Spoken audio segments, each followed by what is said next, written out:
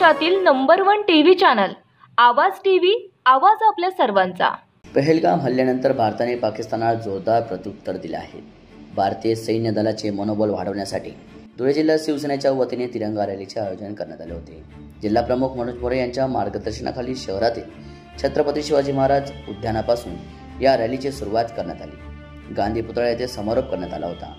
तिरंगा रॅली ज्येष्ठ नागरिकांसह वारकरी संप्रदाय तसेच धुळेकर नागरिकांनी मोठ्या उत्सवाने सहभागी झाले होते। रॅलीत समोर 150 मीटर लांब असा तिरंगा हातात घेऊन भारत माता की जय अशा जयघोष या ठिकाणी देण्यात आले होते।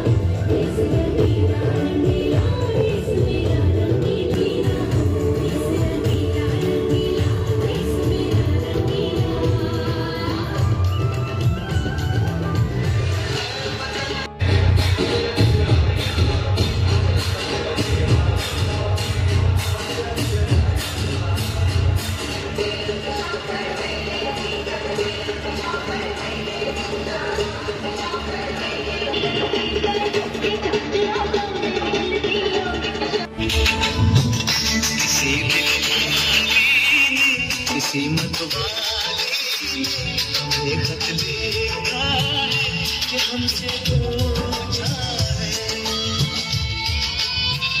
किसी की सांसों ने किसी की धड़कन, किसी के कचरे किसी के गजरे।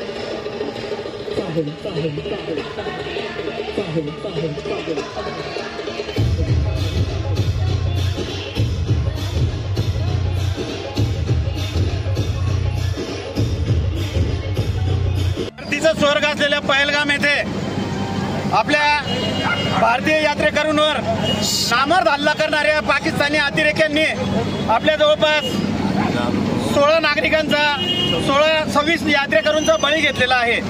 याच्यामध्ये भारताला अडचणीत आणणं, भारताला त्रास देणं ही कायमची पाकिस्तानची कायमस्वरूपी त्यांची मानसिकता राहिलेली आहे। अनेक वेळा युद्धामध्ये पाकिस्तानला भारताने मातीमध्ये काढलेलं आहे, परंतु त्यांची खुमखुमी काही शांत होत नव्हती।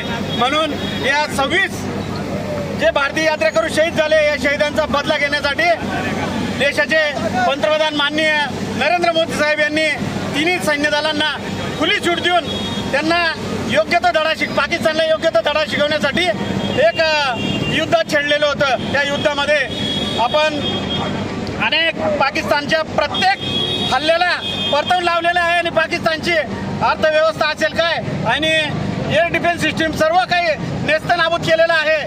म्हणून आपल्या सैन्याचं मनोबल वाढलं पाहिजे।